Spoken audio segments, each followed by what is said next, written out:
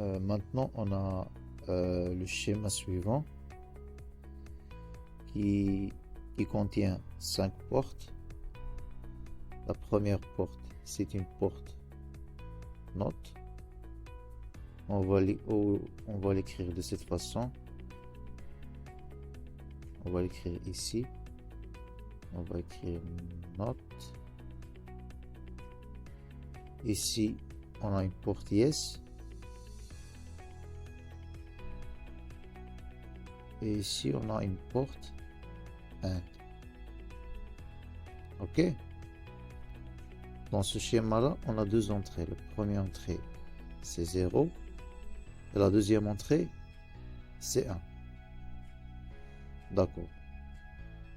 Et comme on le sait déjà, la porte note, l'entrée égale à l'inverse de la sortie. C'est-à-dire, si on a 0, on va avoir en sortie 1. Et si on a en entrée 1, on va avoir 1. Si on a 0 en entrée, on aura 1 en sortie. Et si on a 1 en entrée, on aura 0 comme sortie. D'accord? Alors ici, on a 0 en entrée. On va l'inverser, ça va nous donner 1, 1. Pour la porte yes, l'entrée égale la sortie.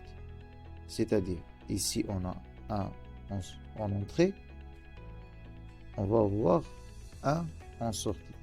Si par exemple on avait 0 en entrée, on aura 0 en sortie. Rappelez-vous bien que l'entrée est égale à la sortie. Très bien. Maintenant, on a la porte AND qui a deux entrées. La première entrée, c'est 1 et la deuxième entrée égale à 1. Très bien. Et pour la porte AND, on a besoin que les deux entrées égale à 1 pour avoir un 1 en sortie. OK? Si une seule entrée égale à 0, ça y est, la sortie sera 0. D'accord? Alors ici, on a la première entrée est égale à 1, deuxième entrée est égale à 1. La sortie sera égale à 1. OK? Alors voilà la réponse de notre premier exercice. Maintenant, on va passer au deuxième exercice. Très bien. Ici, on a 4 portes. La première porte, c'est la porte note. Et je rappelle que dans la porte note, la sortie est égale à l'inverse de l'entrée. Et si on a une porte yes, ça, c'est le signe de la porte OR ou bien OU. Et ici, on a encore un note. Très bien.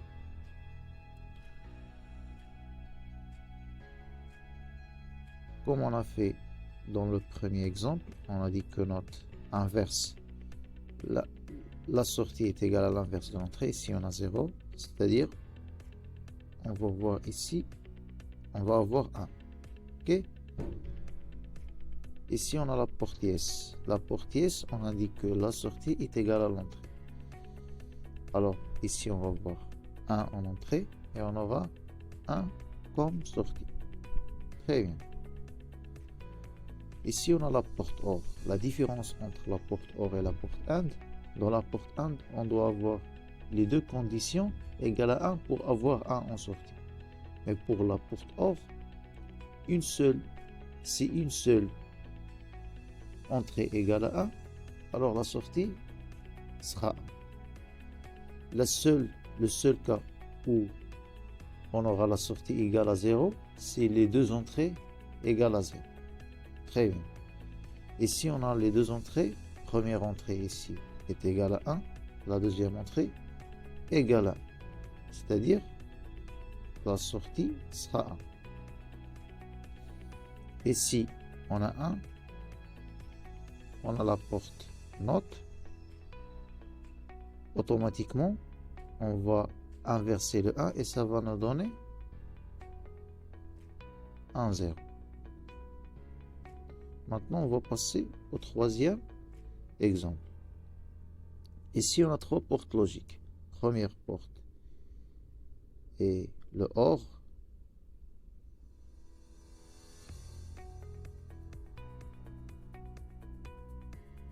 Deuxième porte, c'est le AND. Et la troisième porte, c'est un OR. OK. Dans cet ordre, dans la première porte logique, on a 2 entrées, 1 et 0. Et comme on a dit que pour avoir une sortie de 1 dans la porte OR, on doit avoir une seule condition égale à 1. Ici, on a une condition égale à 1 et une condition égale à 0. Parce qu'on aura ici une sortie de 1, car on a une seule condition est égale à 1. Soit une condition ou bien 2 conditions. Ok, vous pouvez voir la table de vérité de la porte logique OR dans le cours que je vous ai donné la semaine dernière. Très bien. Ici, on a AND. Alors, on a dit que pour avoir une sortie de 1 dans la porte AND, on a besoin d'avoir les 2 entrées égales à 1. Ok, ici on a les 2 entrées sont égaux à 1. Alors la sortie sera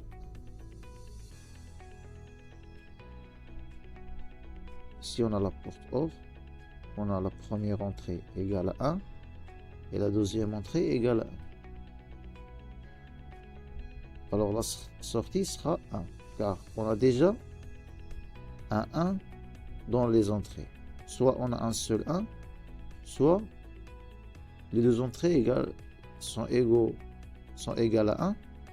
C'est la même chose. La sortie sera 1. Le seul cas où on aura une sortie égale à 0 dans la porte OR, c'est le cas où on a 0 ici et 0 ici. Les 2 entrées sont égales à 0.